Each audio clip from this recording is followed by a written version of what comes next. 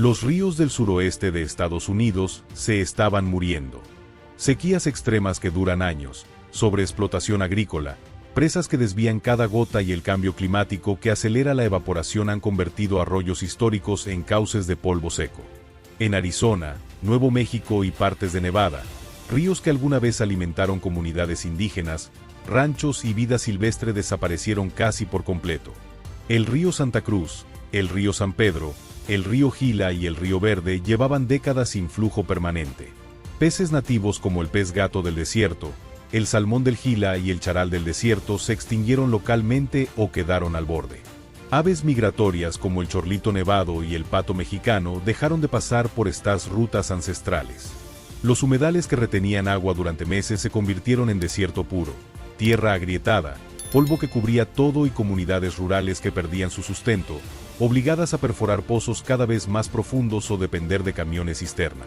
Era un paisaje de muerte lenta. Los acuíferos bajaban metros cada año, los incendios forestales se volvían más frecuentes por falta de humedad, y las tormentas de polvo llegaban hasta Phoenix y Tucson, afectando la salud respiratoria de millones. Los intentos tradicionales habían fallado, canales de riego costosos, represas que solo beneficiaban a grandes agricultores y plantaciones de árboles que morían antes de echar raíces. Nadie creía que fuera posible revertir el daño sin inversiones de miles de millones de dólares. Pero en 2020, un equipo conjunto del Servicio de Pesca y Vida Silvestre de Estados Unidos, la Universidad de Arizona, la organización Nature Conservancy y varias tribus indígenas tomó una decisión que muchos llamaron locura absoluta: liberar 1 millón de nutrias de río, Lontra canadensis, en estos cauces secos. No fue un experimento pequeño. No fue simbólico. Fueron nutrias translocadas de zonas inundadas del norte, de lugares como Minnesota, Montana, Oregón y Canadá, donde eran consideradas plaga por inundar propiedades, canales y campos de golf. Se seleccionaron individuos sanos, en parejas familiares con crías jóvenes, se les colocó collares de posicionamiento global temporales y se soltaron en 150 puntos estratégicos donde aún existía algo de flujo subterráneo o agua reciclada de plantas de tratamiento. Al principio, parecía un suicidio ecológico. Sin agua permanente, sin vegetación ribereña, sin presas para refugiarse, ¿cómo sobreviviría? Las nutrias son animales semiacuáticos que necesitan cuerpos de agua profundos para cazar, nadar y escapar de depredadores como coyotes, linces y águilas reales. En los primeros meses, la mortalidad fue alta. Alrededor del 35% no sobrevivió al estrés inicial. Algunas murieron de deshidratación, otras por hambre o ataques. Pero las que sobrevivieron mostraron una adaptabilidad asombrosa que nadie esperaba. Comenzaron a excavar madrigueras profundas, de hasta 6 metros, en los bancos de los ríos secos, buscando humedad residual del acuífero. Sus movimientos constantes removieron toneladas de suelo compactado, creando depresiones naturales que atraparon las pocas lluvias monzónicas del verano. Cada madriguera actuaba como un pequeño embalse, retenía agua que antes se evaporaba o se perdía en el desierto. Las nutrias, trabajando en grupos familiares, construyeron presas rudimentarias con ramas arrastradas por tormentas raras, barro y vegetación muerta. Estas presas no eran gigantes como las de los castores, eran pequeñas, de 1 a 2 metros de largo y 50 centímetros de alto, pero suficientes para ralentizar el escurrimiento y crear pozas permanentes de 20 a 30 centímetros de profundidad. En solo 2 años, el cambio fue visible desde satélite. Las nutrias cazaban peces pequeños que llegaban con crecidas ocasionales, pero también consumían cangrejos de río, ranas, raíces y hasta insectos acuáticos, dispersando semillas en sus heces y enriqueciendo el suelo con nutrientes orgánicos. El agua se acumulaba, el nivel freático subía de 1 a 2 metros en promedio y la evaporación disminuía gracias a la sombra de las primeras plantas que brotaban, sauces del desierto, álamos de Fremont, totoras y carrizos que germinaban en las pozas nuevas. 5 años después, el paisaje empezó a transformarse de manera dramática. Donde había polvo seco, surgieron humedales de agua dulce que duraban todo el año. Miles de hectáreas de vegetación ribereña volvieron. Sauces, álamos del desierto, carrizos y totoras cubrían las orillas, estabilizando el suelo y filtrando contaminantes. Insectos acuáticos como libélulas y escarabajos nadadores colonizaron las pozas, atrayendo aves migratorias que antes evitaban la zona. Peces nativos como el charal del desierto y el bagre del Gila reaparecieron, traídos por aves o reintroducidos por el proyecto.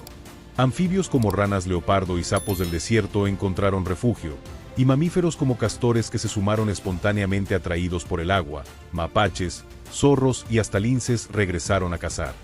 10 años después, el resultado es alucinante. Más de 15.000 hectáreas de humedales nuevos surgieron literalmente de la nada. Ríos que llevaban 50 años secos ahora tienen flujo constante en temporadas y pozas permanentes incluso en sequía extrema. La biodiversidad explotó. Conteos de aves migratorias aumentaron un 600%. Especies amenazadas como el búho pigmeo del desierto y el pato mexicano regresaron a anidar, y la calidad del agua mejoró tanto que algunas comunidades rurales empezaron a usarla para riego sostenible y consumo humano tras filtración básica. El suelo recuperó materia orgánica, reduciendo la erosión eólica y mejorando la infiltración de lluvia en un 400%. El impacto económico fue igual de sorprendente. El ecoturismo floreció, tours para observar nutrias jugando en las pozas, fotografía de aves y educación ambiental generaron cientos de millones de dólares anuales para comunidades indígenas y rancheros que antes luchaban por sobrevivir. Pescadores locales volvieron con capturas sostenibles de bagre y charal, y el proyecto creó miles de empleos en monitoreo, mantenimiento de presas naturales y guías turísticos. Las nutrias, que en el norte eran removidas con trampas y explosivos, se convirtieron en heroínas del desierto, ingenieras ecológicas que reconstruyen ríos sin necesidad de hormigón ni bombas costosas. Por supuesto, no todo fue perfecto. Algunos rancheros agua abajo se quejaron de inundaciones menores en años muy lluviosos, cuando las presas acumulaban más agua de lo esperado y desbordaban en zonas bajas de sus propiedades. En 2022 y 2023, hubo reportes de pérdidas de cultivos en fincas pequeñas a lo largo del río San Pedro, donde el agua retenida por las primeras presas nutrias inundó campos de alfalfa y maíz. Otros preocupados eran los pescadores locales, que temían que las nutrias compitieran directamente con especies nativas como el bagre del Gila y el charal del desierto, reduciendo sus capturas. También surgió debate científico sobre la posible transmisión de parásitos como giardia o trematodos desde las nutrias del norte a poblaciones locales ya estresadas. Ambientalistas independientes advirtieron que, sin control, las nutrias podrían alterar el flujo natural de ríos efímeros, favoreciendo especies invasoras como carpas o ranas toro que ya habían llegado por canales de irrigación. Pero el equipo del proyecto respondió con rapidez y transparencia.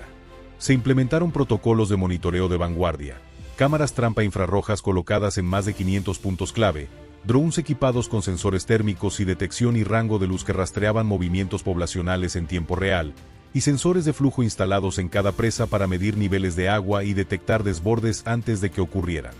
Cuando se detectó sobrepoblación en un tramo del río Gila, se capturaron y reubicaron 1.200 nutrias a sitios con mayor capacidad de carga.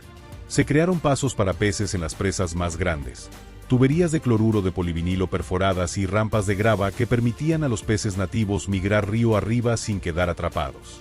Para prevenir enfermedades, se vacunaron individuos contra rabia y se les administraron antiparasitarios antes de la liberación inicial, y se establecieron cuarentenas de 30 días para cualquier nutria que mostrara signos de estrés. Estas medidas no solo mitigaron los problemas, las convirtieron en lecciones valiosas. La Organización de las Naciones Unidas, a través de su Convención de Lucha contra la Desertificación, y el Servicio de Pesca y Vida Silvestre premiaron el proyecto en 2025 como modelo global de rewilding hidrológico, destacando como 1 millón de animales pequeños, con un costo inicial de solo $150 millones. Lograron lo que miles de millones en infraestructura tradicional como represas de hormigón, canales de concreto y plantas desalinizadoras no habían conseguido. El premio incluyó fondos adicionales para expandir el monitoreo con inteligencia artificial que predice desbordes basándose en pronósticos meteorológicos y patrones de comportamiento de las nutrias. Hoy, ese millón de nutrias ha demostrado que la naturaleza tiene soluciones que la ingeniería humana no siempre ve. Donde había muerte lenta, apareció vida de la nada. Humedales que nadie esperaba brotaron en lugares que llevaban generaciones sin agua. Ríos que revivieron fluyen con fuerza en temporadas y mantienen pozas permanentes incluso en sequía extrema. Comunidades que prosperan ahora dependen menos de pozos profundos y más de la naturaleza restaurada.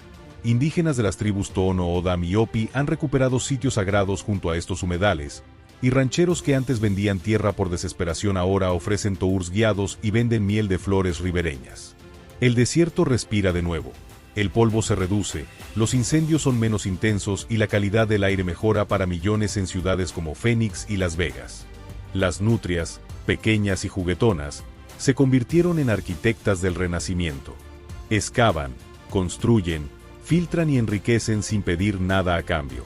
Su impacto va más allá de lo ecológico. Inspira a generaciones de niños que visitan los humedales en programas escolares, aprenden sobre equilibrio natural y ven con sus propios ojos cómo una especie problemática puede ser la clave para la supervivencia. En un mundo donde las soluciones climáticas suelen ser caras y complejas, esta historia nos recuerda que a veces la respuesta está en reintroducir lo que la naturaleza ya diseñó. ¿Podría este milagro replicarse en ríos secos de todo el mundo? En el Nilo, donde la sobreexplotación ha matado humedales. En el Colorado, que apenas llega al mar, en el Murray de Australia, amenazado por sequías crónicas, o en el Indo de Pakistán, donde la desertificación avanza imparable. Imagina millones de nutrias trabajando en silencio en los 5 continentes, creando redes de humedales que capturan carbono, retienen agua y sostienen vida humana y silvestre. El proyecto de las nutrias no es solo una restauración local, es un plan maestro para un futuro donde la fauna nativa sea nuestra principal aliada contra la crisis climática. ¿Qué opinas tú? ¿Crees que deberíamos confiar más en la naturaleza o seguir construyendo infraestructuras gigantes? Comparte tu opinión en comentarios. Dale like si esta historia te sorprendió y te hizo repensar lo imposible. Suscríbete para no perderte más relatos que cambian la forma en que vemos el mundo. Y activa la campanita para recibir cada nueva maravilla ecológica apenas se publique.